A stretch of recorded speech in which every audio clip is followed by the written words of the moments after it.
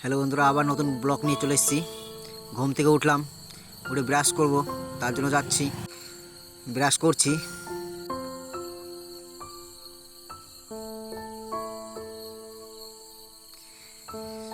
দিয়ে চা গরম করছি।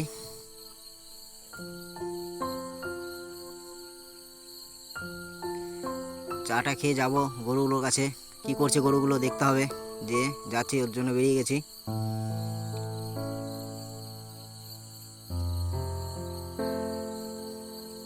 গরুগুলো খাচ্ছে, খাবারও শেষ হয়ে গেছে, খাবার দিতে হবে, ওর জন্য খাবার দিচ্ছি।